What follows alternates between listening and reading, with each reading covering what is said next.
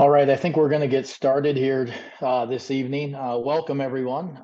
Welcome to the Why Sorghum, Why Now webinar, sponsored by Sorghum Partners and S&W Seed. My name is Jody Winya. I'm the National Sales Director for S&W Seed. Lauren, if you would go to the next slide, please.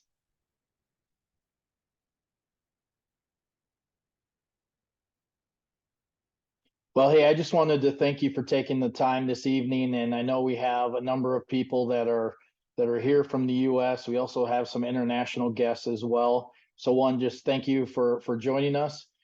Just a couple of reminders. This webinar is being recorded. We're going to use it for other purposes. Also, there's a chat feature at the bottom of Zoom. So if you haven't used Zoom before, there's a chat feature that you can use. And I would ask you, as you have questions that come to mind, please put those in the chat feature.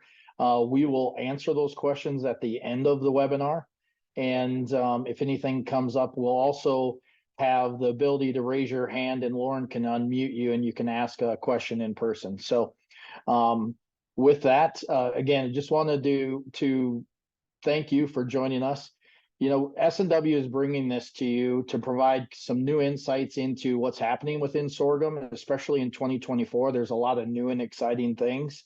And as the industry leader in bringing new trait technology in not only sorghum, but also forages, we really kind of want to continue to bring some of that expertise that maybe not everybody knows or has heard about that's happening in the marketplace.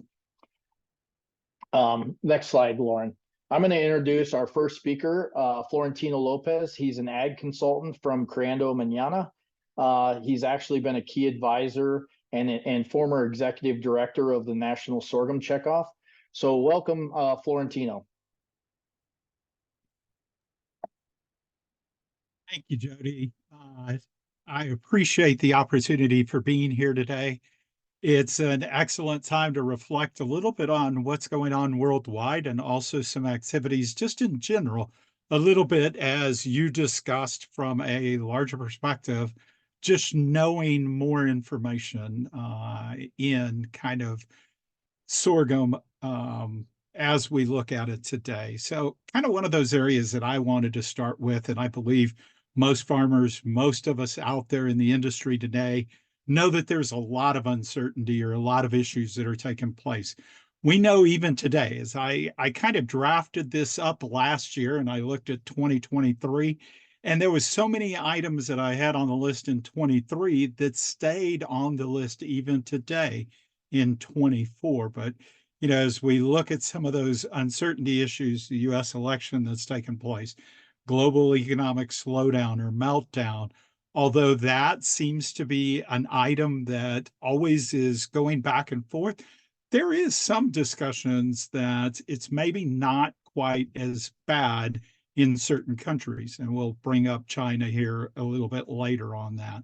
Of course, the Ukraine-Russia aggression, the Middle East continues, of course, to have conflict, the Israeli-Hamas situation, and of course, we can't ever not talk about China. It's one of those items that continues to come up from many different perspectives. And so China is definitely an item that we'll either talk a little bit more about, but also wanted to give you some updates about what's taking place and how that affects our market. Of course, all of us know about the Panama Canal crisis and the water situation that's taken place there. Of course, continued impact from policy. And even today, we hear more about inflation. We got the most recent CPI numbers that came in today. And of course, they definitely pointed to higher inflation, not only from a fuel standpoint, but also looking specifically at all the items combined. So that definitely is going to continue to send a message more than likely to the Fed not to slow down or not to pull back on interest rates potentially. Of course, a global pandemic is always a possibility. And even today, here in Texas, you've heard already comments back and forth specifically about bird flu and seeing it migrate or move into other species. Lauren? Of course, from a farmer perspective, input cost, commodity price, commodity prices, supply issues, demand issues. We continue to hear a lot of situations where beef numbers continue to be low. Of course, that affects our corn usage, which directly impacts all of those items overall. GMO policies, whether you're in Mexico or whether you're in Turkey or whether you're in another country, whether it's GMO or non-GMO, those continue to be factors that continue to be associated with some uncertainty in the marketplace as we look at it overall. Of course, environmental sustainability and always weather. One of the things that Jody mentioned earlier and in other conversations, specifically talking about weather and how drought might be a factor in some of the technologies that are coming out.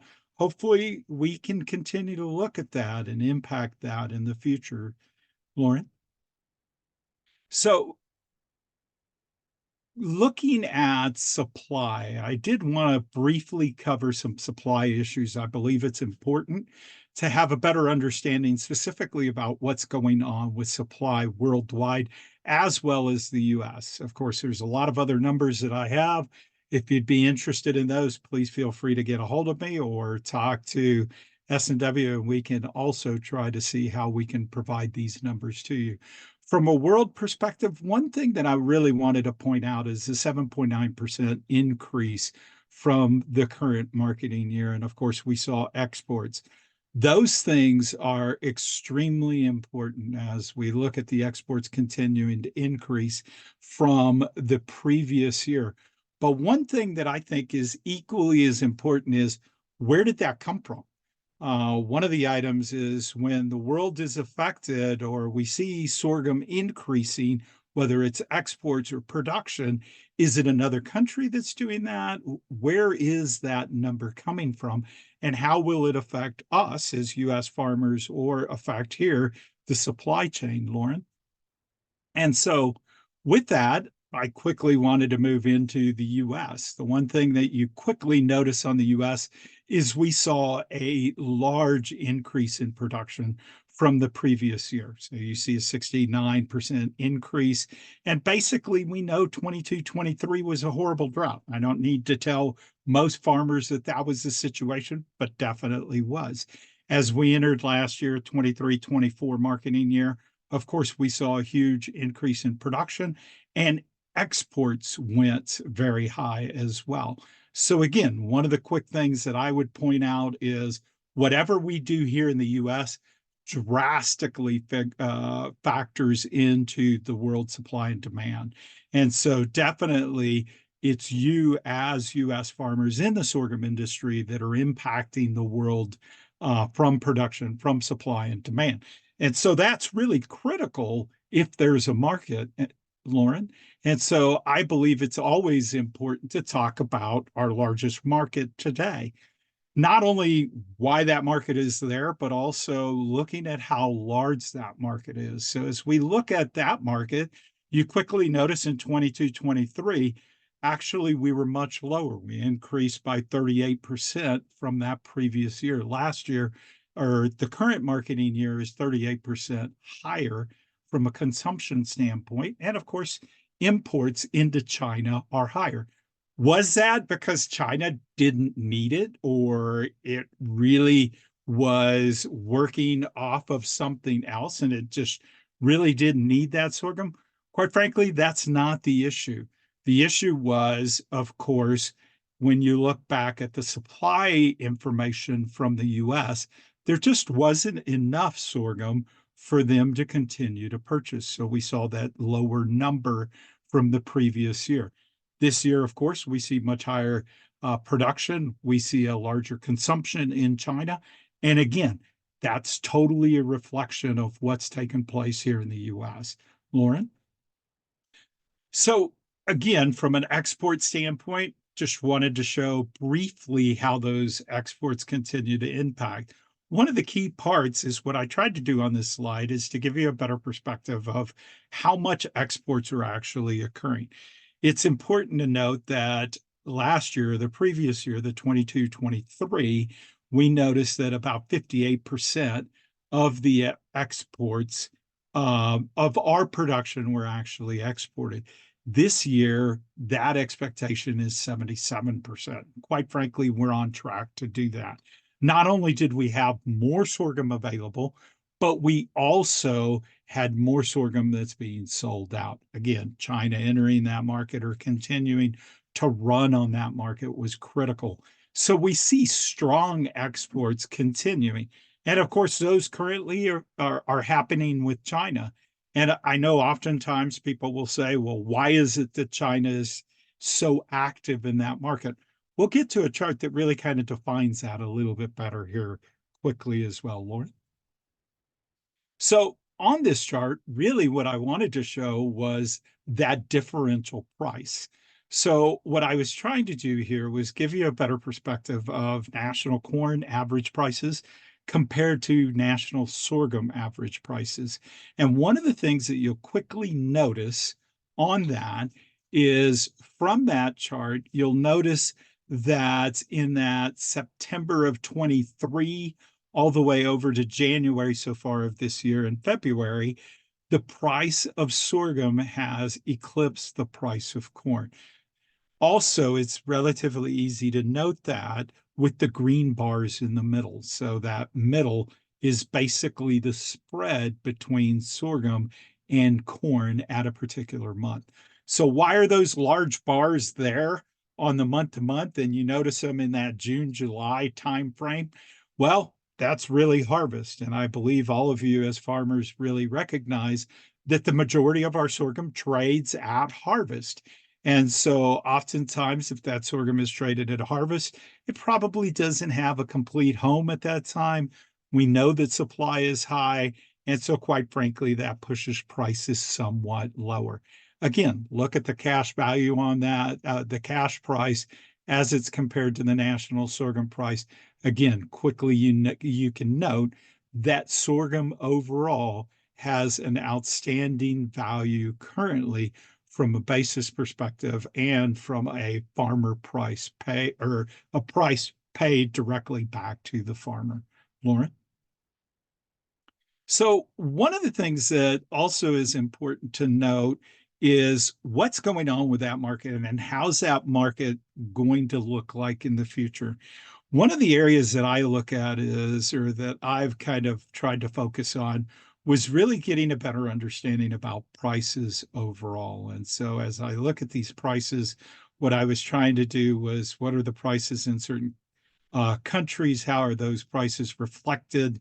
And then how are those prices based toward the actual average price of US sorghum? And so, or US average corn, I'm sorry, not sorghum, but the average price of corn.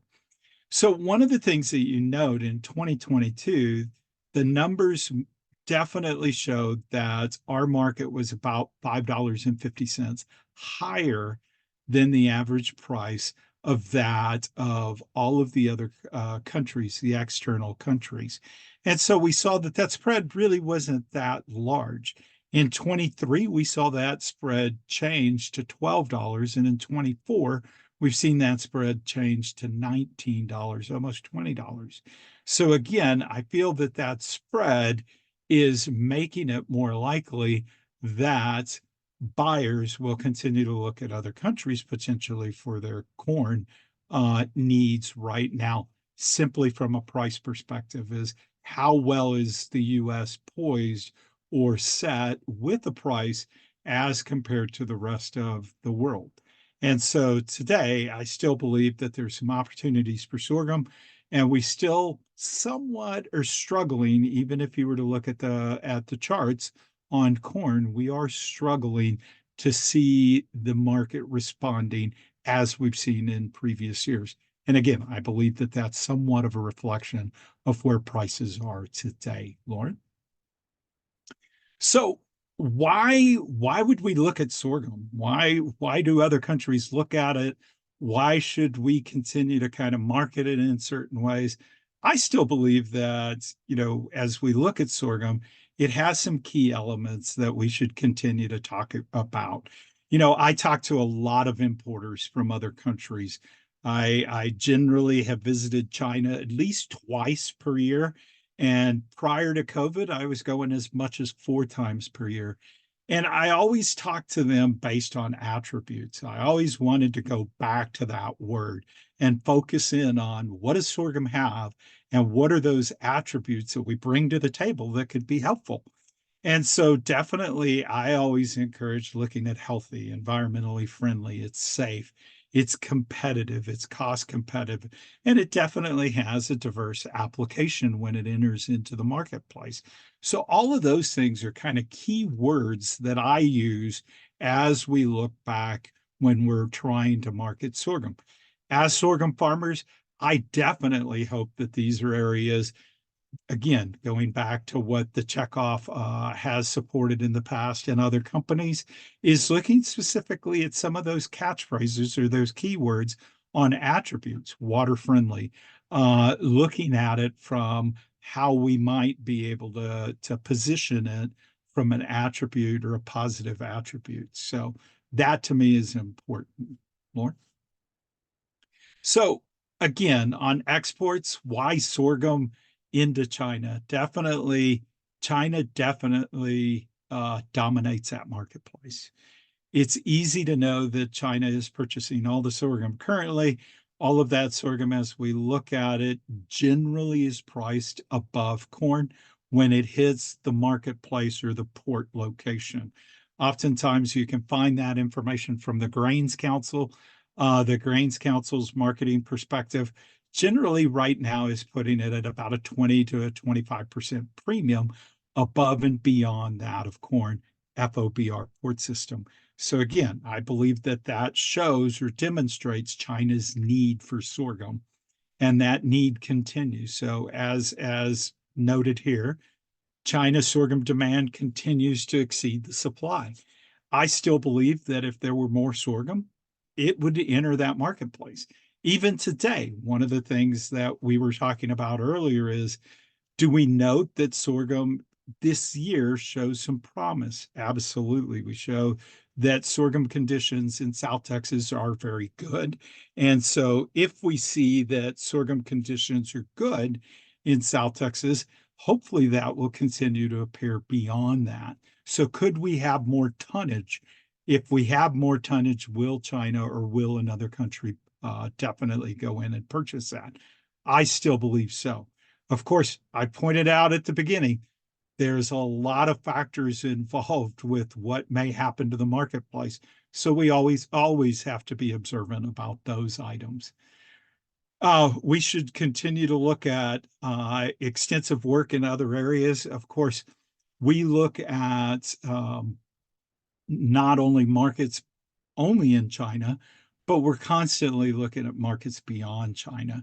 So as a farmer, or as individuals looking at marketplaces, I hope that the thought is not we're trying to only impact China. The reason the sorghum goes to China now is they are the highest paid premium market today. And so it moves there because they're paying a larger price. We continue to work and look at marketplaces beyond that. I talk heavily about marketplaces like pet food, looking specifically not only at aquaculture, but beyond those as well. Lauren? So, take home messages, as we look at it from a general take home message, it's important to really understand that there's pressure from all sides. We noted at the beginning of this, those first two slides really have a lot of indication of what's going on today. Of course, we all know that there's continuing discussions about China and what role will they play, even though information that came out today most recently even shows that China's exports to the US continue to increase. And so hopefully those things continue to maybe show some favorable work that has taken place between the administration as well as China. Demand, has it eroded? I believe it has eroded to a certain degree. Coming back from China in January, it seems like there is a slowdown. Now, how much will that factor in over time? It hasn't completely impacted it, but will there be something that happens over a period of time? I believe it's important for all of us to continue to remain focused on there. prices are changing. We all know that the price, even in the past couple of days from the prospective plantings that were different than what the market looked at, I believe that they've changed somewhat. So it's important for us to always look at those, have a consistent marketing plan, and continue to try to ramp up our way of marketing throughout that system. Lauren?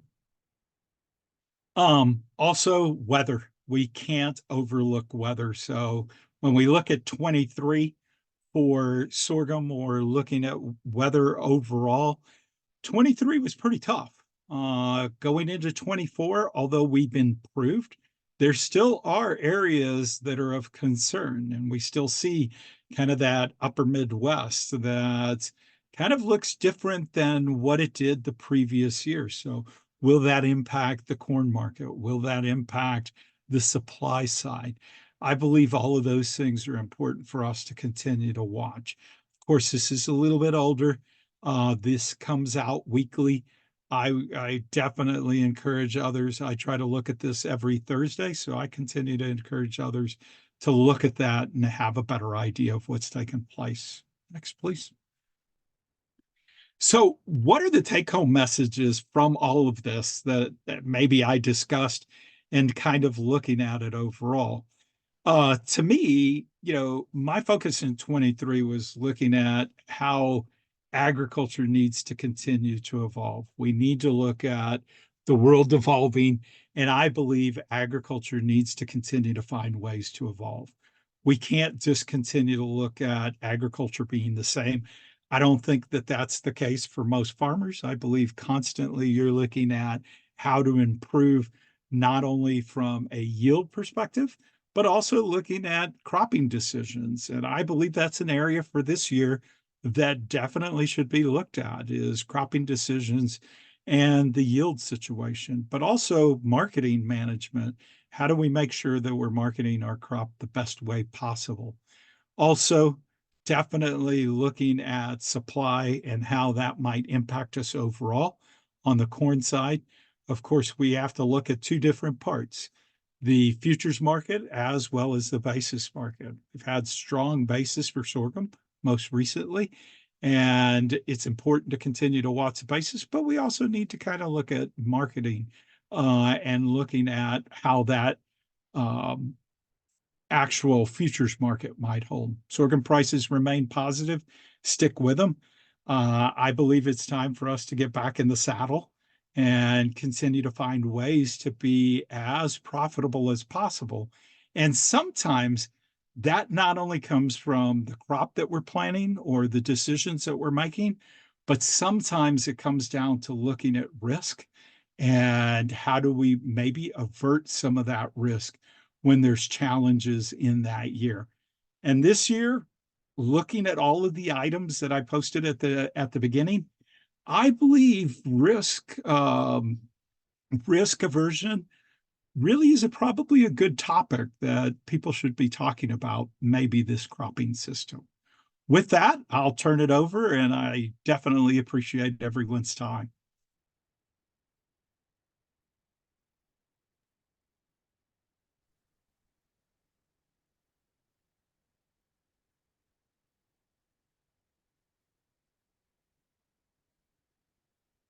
Okay, well, thank you, Florentino. And if anybody has any questions for Florentino based on some of the things he talked about, feel free to type them into the Q&A box.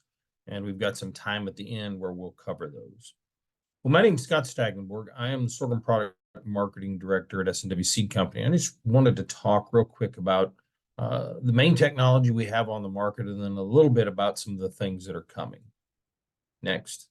So if you're not aware, Double Team is a system that we have out on the market right now that provides over-the-top grass control. So this is in season. So this technology allows you to improve yields and maximize profitability by taking the weeds out of your system. We'll talk about what that means here in a little bit.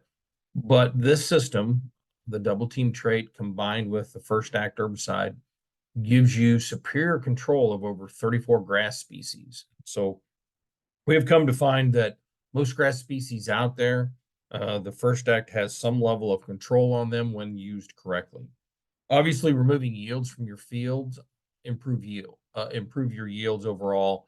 And particularly when you think about the areas where we plant sorghum, where drought is always a challenge. I mean, one of the things we talk about, weeds compete with the crop, and people will talk a lot about sunlight and those kinds of things. But really in the high plains or a lot of the sorghum growing areas, water is the big thing that causes that yield reduction when you leave or you have weeds in the field that you can't remove. And so these kinds of things, removing the competitive crop improves your profits. And so you can maximize your profits with technologies. And we all know this from technology we've seen in other crops. So this system is not different. Next. Well, in the double team lineup right now, we have 4 hybrids. You can see the hybrids on the left. The box or the area shaded, the color of the area corresponds with the color of the text. And so they are ranked from earliest to latest maturity. So 3830 is a hybrid that fits well in the western high plains. Can go from the high plains of West Texas all the way up into southern North Dakota. 45A45 is a medium early. 3830 is an early. 45A45 is a medium early. As you can see, that box shifts a little bit to the south and a little bit to the east. This hybrid has tremendous yield potential, is an excellent hybrid to put under limited irrigation or in areas where you have, better highland, high yield under dryland conditions. That's where 45A45 fits very well. 58M85 is a medium maturity, comes in at about 64 days to mid-bloom. You can see the fit from the western side of the South Texas region where I was today, all the way up into central Nebraska. This hybrid has good stay green, moderate sugarcane aphid tolerance, good yield potential, and is really a showy hybrid. It's really a nice looking hybrid in the field. So, it's got that going for it since sorghum is such a visual crop. And then lastly, a 65B21. This is what we would call a true medium, 65 to 67 days to mid-bloom, high sugarcane aphid tolerance. So that's why you can see that larger region of adaptability reaching clear over into the Delta and into South Texas, where sugarcane aphids or now sorghum aphids are a big concern. And 65B21 has excellent yield potential, excellent standability because of the stay green trait that's in it as well. Next. Well, just to show you what the system can do, this is a field. This is Dan Gard, our district sales manager in the eastern northeast or the eastern part of the United States. This is one of Dan's fields. And so on your right, obviously that's the double team system where there's no grassy weeds in the field. And on your left, where the giant foxtail is, that's the other half of the field. And you can even see over the top of Dan's head. This isn't just in the margin between the two. You can see it out in the field. That this is a real challenge for this grower. And this is something these growers talk about a lot. And so when you get this kind of weed infestation, you're talking about 40, 50, 100% yield loss. This type of infestation, it's very easy to see the benefit that a system like this would have. I mean, which field would you rather have? The one on the right side of the screen or the one on the left side of the screen? I think that's a pretty easy question to answer. More. So we went ahead and put together a partial budget for this just to give you an idea of what this system was worth. And so what we did, you've got the yield potential across the top. So you've got the double team system, DeKalb, Pioneer. And the yield values that are in here are based on trial results from trials we did and other trials that these were all involved in 2023. So those were the actual yields. Then we said yield loss from grassy weeds. Well, of course, the double team system is 0. And we put in a pretty modest level, 15%. 15%, if to get a 15% yield loss from grasses, you're probably talking about scattered weeds here and there, and many that you can't even see. This isn't an infested field like you saw in that last slide. This is something that's probably something you kind of notice that, yeah, I've got a weed problem, but not something where you lay awake nights going, wow, this is a real problem. 15% is pretty small visually, but you'll see the impact here in a minute. Of course, the harvestable yield, we just simply multiplied the loss from the yields. We took that off of the yields, and you can see where you end up. Put in $4.50 for the price, put in the cost of producing both sorghum systems. So the double team is taken out, the extra cost for the double team system with the technology and the other pass with the herbicide compared with a conventional sorghum system. And you can see here, you can gain somewhere in the range of $50 to $60 an acre with the double team system over the conventional systems with a modest yield loss. Think about the impact that would have in that field on that last slide. So this system is for real. You all know what technology can do in growers' fields or in your own fields. And so we just wanted to put this in here to kind of put it in perspective. Lauren?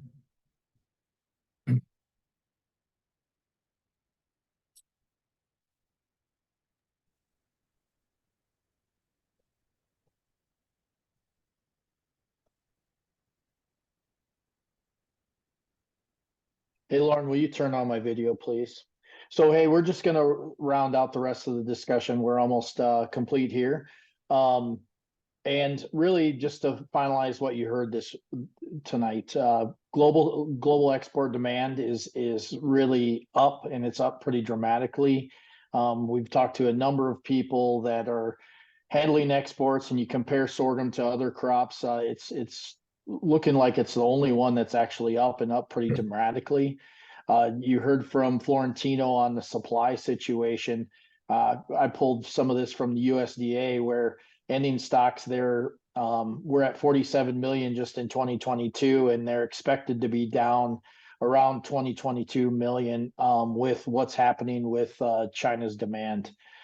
I think one of the things that I've seen here over the last several weeks out talking to customers is just the concerns that growers have around making a profit in their crops. And whether it's corn, soybeans are really kind of the key drivers of what's happening with net farm income. And you can see what the changes are just from last year.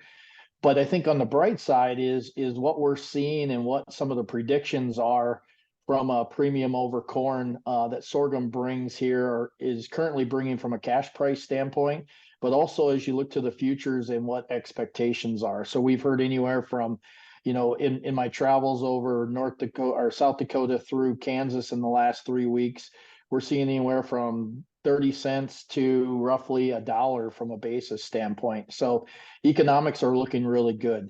I think Florentino also talked a little bit about the drought conditions, and I think we've gotten a little bit of a reprieve from that with some of the snow that's coming into the plain states, as well as some of the moisture that has come in the last couple of weeks. But there's very dry conditions, and you can see how that compared.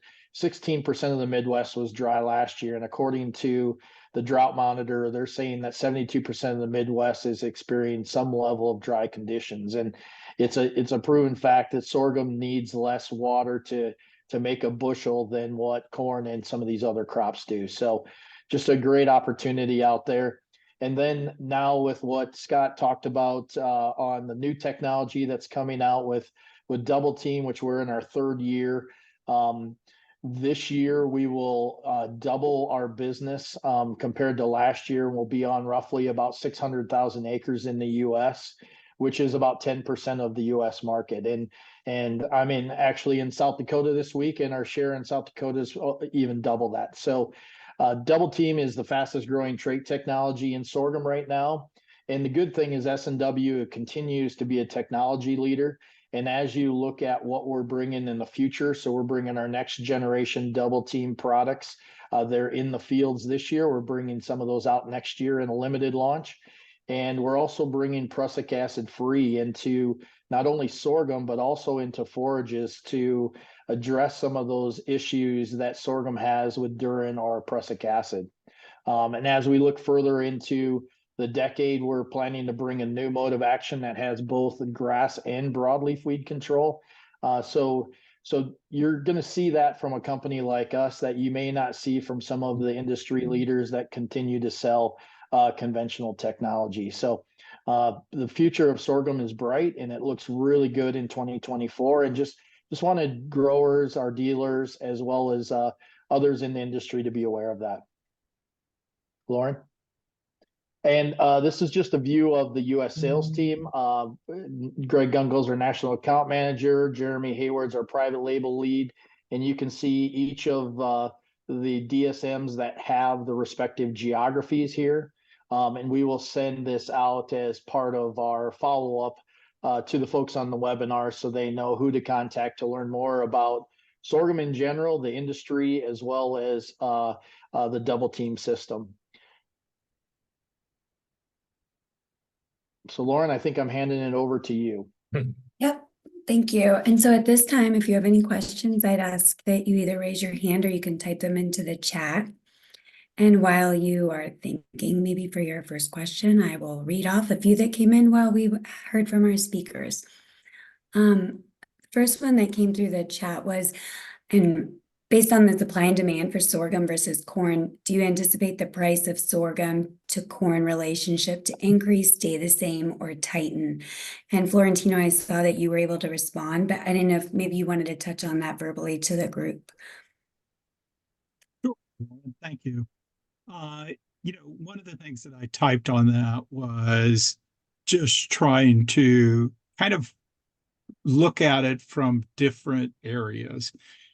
As South Texas harvest generally picks up, that typically the supply from South Texas, as we all know, all of the South Texas crop is 95% or more exported. And so as that crop is exported, there's so much availability. It's very much, it's easier for the price to be somewhat pulled back. And so generally we'll see a pullback on that as that starts to actually occur. After there is kind of equilibrium from storage as well as the supply, then you'll see the market start to increase. I don't necessarily see it going beyond where it is today. And again, I'm looking at it from the export value. Even last week, it was on the Grains Council website, it was about 36% over the price of corn. I don't necessarily feel that that's sustainable for a long period of time. I believe that is actually generally occurring right now, simply from a standpoint of the overall limited supply today that's available. So as South Texas starts to harvest, we'll kind of see that pull back somewhat, but I still anticipate that we will see favorable amounts even in the coming year. I always mention the fact that could end in many different ways, whether that's an action that occurs beyond our control from a political side or beyond. But right now, I don't see that being a factor today. And so I anticipate prices to be still very prosperous for sorghum in the coming year. Thank you. Another question on exports. So we're hearing that Mexico is importing sorghum due to the Mexican government's restrictions on GM technology. How does this impact corn versus sorghum exports? Well, of course, Mexico, the president in Mexico has put legislation forward that could be enacted in the coming year. And so that has carried a lot of weight specifically on trying to determine whether they will actually utilize GMO corn or will be importing another crop. So there's a lot of speculation going on there. The customers that I've talked to, they continue to look at corn today, but they are also trying to determine specifically on what might happen for sorghum in the coming years. I still believe that it's really difficult for Mexico to venture off in this, personally, simply from a cost perspective. I just don't see that as being very easily done. We would have to supply that from a non-GMO or another country. I believe you would see prices increase on non-GMO corn, which would definitely factor into that. I would really pay attention to kind of some of the language that's been used on that from the president and talking with some of the individuals. There's been a lot of push that says the government will not use GMO crops, but the government doesn't necessarily care what private industry may use. And so I still think that there's a lot of language that's taken place there that we haven't been able to really put a handle on. So I still look at that with a lot of skepticism, strictly from the standpoint of one, being able to afford it, two, being able to provide the amount that is actually necessary. I know that's a long answer, but that's kind of hopefully gives you a little bit better perspective of what might be going on in Mexico on associated with the non-GMO stuff. And another question on risk. So as growers have to manage their risk of choosing what crop to plant or what technology to plant within sorghum, how would Double Team help them manage through those risks? Or what level of certainty could Double Team provide when thinking about sorghum or within Double Team? I know others can jump in definitely on this. What I would say is, from my perspective, is in the past, technology, we know the technology was somewhat lacking on sorghum. And because of those technology gaps, maybe we were not able to have a defined yield, or we sacrificed some of that yield to other things that were taking place within the field, whether that's weeds or whether that was grasses. And so we didn't have that technology to really face those issues. Now that those technologies are out there, it gives us a little bit a better understanding, and of course, a lot more reassurance as to hopefully how that crop will come out in the end. And of course, again, I know Scott or others could jump in there very quickly on maybe giving a better answer overall than from just strictly from a marketing standpoint.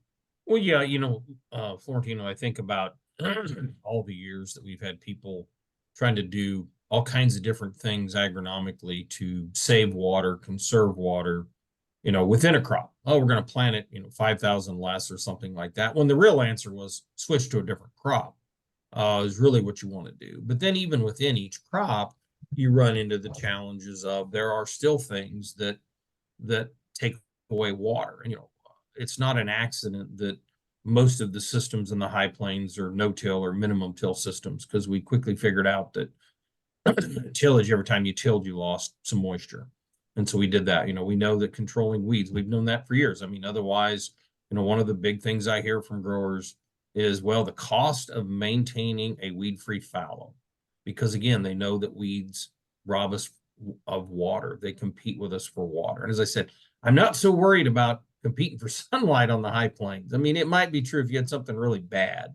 But in a lot of cases where it's moderate pressure, there's plenty of sunlight to go around. It doesn't take a lot to activate the photosynthetic pathways in a sorghum plant, but water is a big deal. And I know Jordan Bell has done some work showing the impact of what weeds, what amounts of water the weeds will use in a system. And so, we know that that every little bit of water we save results in more yield, and that's why we've done what we've done. And so, to me, that's one of the biggest positives of this system. If you don't think about weeds from a yield loss point of view, because it is hard to do. It's hard to look at a weedy field and go, well, that's going to cost, exactly 42% or something. That's really tough, even for weed scientists to do, because, they're used to things that are very controlled. But this is one of the things that definitely will take some of the risk out of the system, because, we've had people tell us, well, before the technology came along, we would plant fields and hope that it made And then many times we just had to abandon them because the weeds were so bad. So, you know, again, risk mitigation is all about removing the things that basically either cost you money that you get nothing back for or take yield away. So, you know, I think that's one of the things that's pretty straightforward here. Yeah, I'm just gonna add one quick point before we go to one of the there's a question out there. That at the end of the day, when you look at the profit potential of sorghum right now, and you look at it from the cost side of the business, where inputs are costing you roughly 50 to 60% of something like corn, and you have a lot more risk management options available to you, to me, that's really what I think is going to help drive this as we look to the future. Thank you. We have a question from someone in the audience. So Max, I'm going to turn off your microphone, and if you want to ask the panelists your question.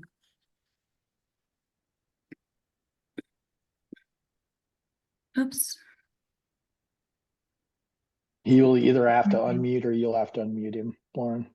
Yeah, it's not letting me unmute him. All right. Let's see Scott, if do you want to try it? There he Yeah. is. There. Okay, go ahead, Max.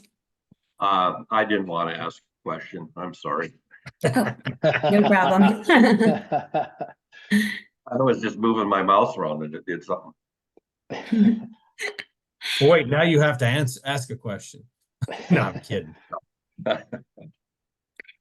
Does anybody else have a question?